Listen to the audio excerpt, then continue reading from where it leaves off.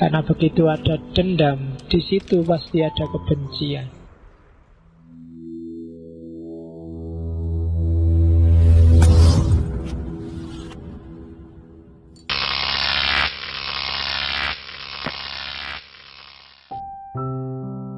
Kamu telah mendengar firman, mata ganti mata dan gigi ganti gigi.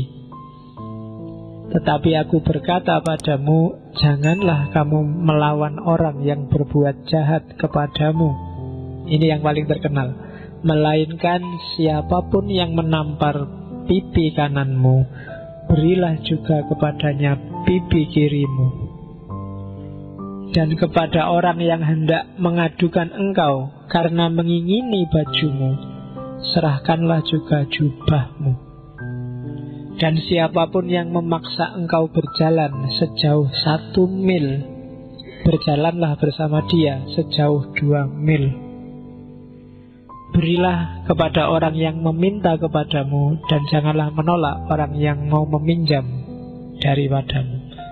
Ini teori, kalau kamu baca literal seolah-olah konyol, tapi padahal tidak. Jadi ini sebenarnya sebuah metafor yang luar biasa. Maknanya yang pertama adalah jangan menyimpan dendam dan balas dendam dalam batinmu. Karena begitu ada dendam, di situ pasti ada kebencian. Begitu ada kebencian, kamu kehilangan cinta dan kasih. Jangan salah, kalau kamu baca kisah-kisahnya Nabi Muhammad pun banyak sebenarnya yang ditampar pipi kiri, dikasih pipi kanan. Nabi tiap hari lewat di rumahnya orang yang tiap subuh lewat, Nabi diludahi. Itu kan luar biasa. Kalau mata balas mata, gigi balas gigi, harusnya Nabi Muhammad datang ke rumahnya, tak balas genti cuh gitu. Tapi kan enggak. Nabi sabar, diludahi ya diusap, nanti di masjid wudu dibersihkan lagi. Terus sampai satu ketika tidak ada yang ngeludahi. Nabi berhenti, kaget. Loh kok tidak diludahi? Ini langganannya kemana biasanya ngeludahi? Loh malah nunggu, itu kan ditampar pipi kiri, kasihkan pipi kanan. Tapi terus ditanya, kemana sih si fulan yang biasa ngeludahi saya? Oh sekarang sakit Nabi. Dan Nabi orang pertama yang menjenguk. Oh itu kan pipi kanan ditampar, dikasih pipi kiri. Dan dengan gaya inilah Islam sukses. Dengan gaya itulah dulu Isa sukses. Kalau selalu mata ganti mata, gigi ganti gigi, dunia ini rusak. Kenapa Imam Samudra ngebom? Itu mata ganti mata, gigi jadi ganti gigi. Dia melihat penderitaan di Palestina, bagaimana orang-orang Palestina dibantai, sebagai gantinya sekarang orang bule, sekarang tak bunuhin semua. Itu mata ganti mata, gigi ganti gigi.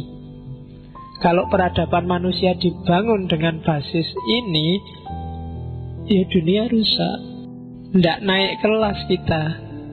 Sebenarnya adil itu memang boleh. Kamu dicolok matamu, kamu balas nyolok matanya, itu sah imbas. Tapi nilainya 0. Kalau sepak bola seri, tidak ada yang menang, tidak ada yang kalah.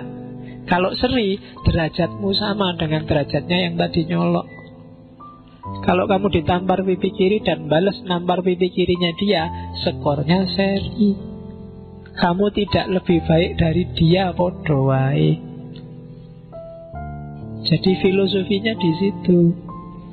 Apa ndak boleh Pak saya balas? Ya boleh. Ya memang hakmu mata ganti mata. Tapi ketika kamu balas, ya berarti makommu sama dia sekarang sama. Dan agama kan tidak ingin manusia itu stuck levelnya, nggak naik-naik. Naiknya level ada dikasih. Kalau kamu dicurangi, jangan balas mencurangi. Kalau kamu dicurangi, balas mencurangi, ya levelmu bodoh, sama-sama ahli curang semua. Kalau kamu maling, dimaling terus kamu juga maling, bodoh malingnya. Kamu kehilangan sandal habis Jumatan, terus kamu ngambil sandalnya orang lain, itu kan karena kamu dimaling, maka sekarang kamu maling. Kan gitu. Sah no Pak, saya kehilangan sandal, sekarang dapat sandal 1. Nah itu berarti podo malinge. Ya kan, harusnya kalau kamu kehilangan sandal satu, sandal yang satunya lagi kamu buang. Itu kan kayak ceritanya Gandhi itu kan, waktu dia mau naik kereta karena kesusu, sandalnya yang satu ketinggalan di bawah, keretanya jalan terus, sepatunya yang satu dicopot, dilemparkan ke sana. Ketika ditanya orang, loh kok malah sampean buang dua-duanya? Ya kasihan, nanti yang nemu cuma sebelah kan tidak enak, tidak bisa dipakai. Biar manfaat temuannya, ya dua-duanya harus dikasih. Ya memang berat dilaksanakan kayak gini, tapi kalau makommu pengen naik, levelmu pengen naik sebagai manusia, harus dicoba. Dan Nabi kan banyak sekali hadis yang mengisyaratkan semacam ini, dan Nabi juga banyak mencontohkan semacam ini.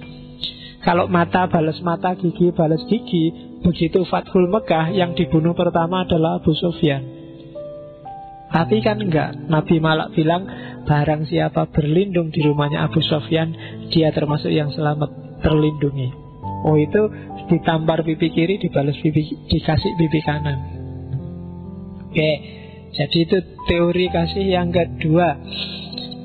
Teori kasih yang ketiga, kamu telah mendengar firman, kasihilah sesamamu manusia dan bencilah musuhmu. Tetapi aku berkata padamu, kasihilah musuhmu dan berdoalah bagi mereka yang menganiaya kamu. Karena dengan demikian kamu mengikuti Tuhanmu yang menerbitkan matahari bagi orang jahat dan orang baik, dan menurunkan hujan bagi orang yang benar dan orang yang tidak benar. Apabila kamu mengasihi orang yang mengasihi kamu, apakah terus upahmu, pahalamu apa? Bukankah pemungut cukai juga berbuat demikian? Apabila kamu hanya memberi salam pada saudara-saudaramu saja, apakah lebihnya dari perbuatan orang lain?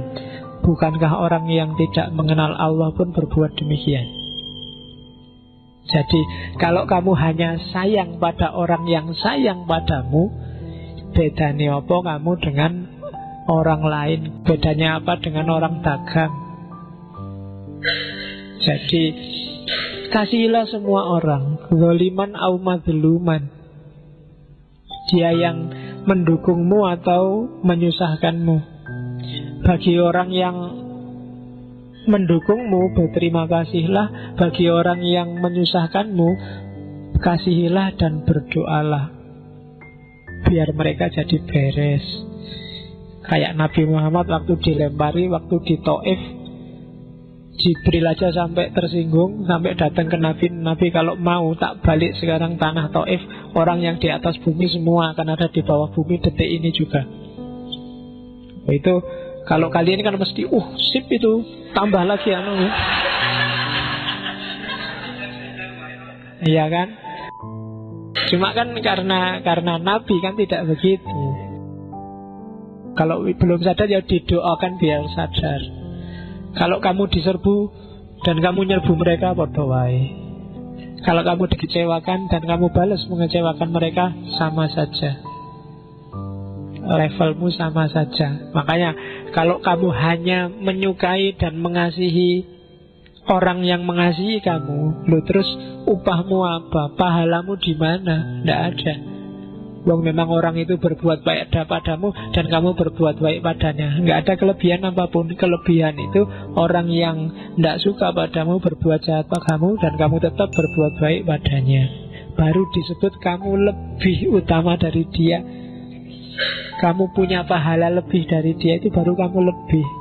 Tapi kalau hanya balas-membalas selevel, ya kamu tidak beda sama mereka.